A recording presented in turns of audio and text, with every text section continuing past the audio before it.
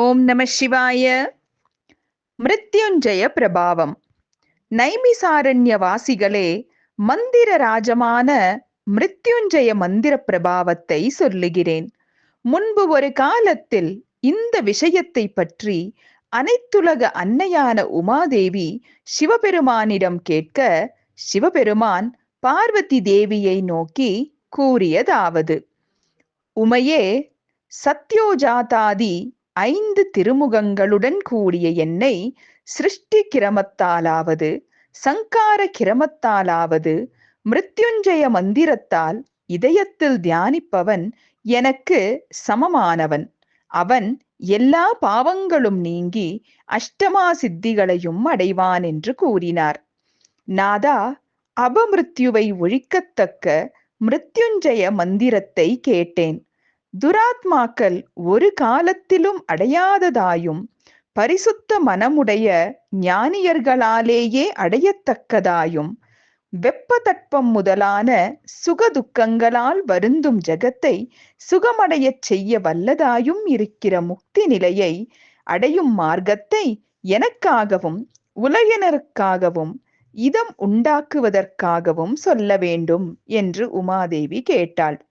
பிரியையே, இந்த பஞ்சபூதாத்மகமான தேகத்தில் சர்வ வியாபியான என்னை சிவோகம் என்ற ஞானத்தால் அறிந்து கொள்பவன் தன் ஜனன மரண பந்தத்திலிருந்து விடுபடுவான். நான் எனது என்று கருதுவதே பந்தமும் துக்ககரமானதுமாம். நான் அல்லன், என்னுடையதல்ல என்று பற்றுதலை விடுத்தலே சுகம். உடல் பற்றை விட்டவனை மனைவி மக்கள், உற்றார் உறவினர் முதலான பந்தங்கள் பாதிக்கப்பட மாட்டா. இதுதான் பாசுபத யோகம் என்றார் பிறைசூடிய பெம்மான். நாதா, இந்திரிய நிகிரகம், அதாவது புலன் ஒடுக்கம் செய்வது மிகவும் கடினமானதாயிற்றே. நான் எனது என்னும் தற்போதம் ஒழிவதும் துர்லபமாயிற்றே. இதை காட்டிலும் சுலபமான வழியை உபதேசிக்க வேண்டும் என்று பார்வதி தேவி கேட்டாள். பெண்ணே, ராகத்வேஷாதிகளை ஒழிப்பது கிரேதாயுக, திரேதாயுக, துவாபர யுகங்களில் கஷ்டமாக இருக்கும் போது கலியுகத்தில் அதை பற்றி சொல்லவும் வேண்டுமோ என்றார் உமையொரு பாங்கர். அதற்கு உமாதேவி, சுவாமி, மனிதர்கள் யாவரும் பாவயுக்தர்களாக இருப்பதால் அவர்கள் பிறவிக்கடலை சாமான்யமாக கடக்கக்கூடிய வழியை சொல்ல வேண்டும் என்று கேட்க, சிவபெருமான் கூறலானார்.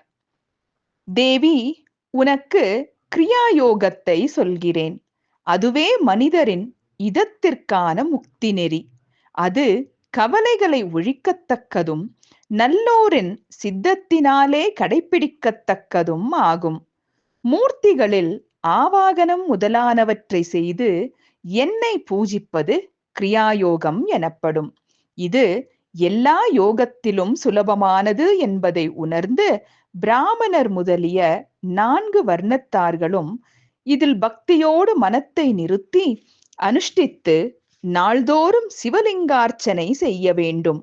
சிவலிங்க சின்னத்தை அர்ச்சிப்பவனுக்கு மூவுலகங்களிலும் இயலாதது எதுவும் இல்லை.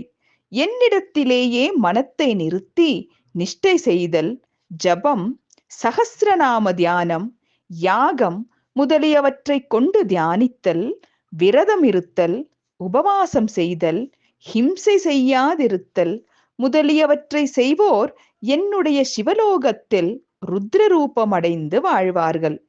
உலகம் முழுவதும் நான் வியாபித்திருக்கிறேன் என்பதை உணர்ந்தவனே என்னை உள்ளபடி உணர்ந்த ருத்ர பதவியை அடைவான். தாவர ஜங்கமங்களிலும் ஆத்மாவிலும் சமநோக்குடையவன் ருத்ரன் ஆவான்.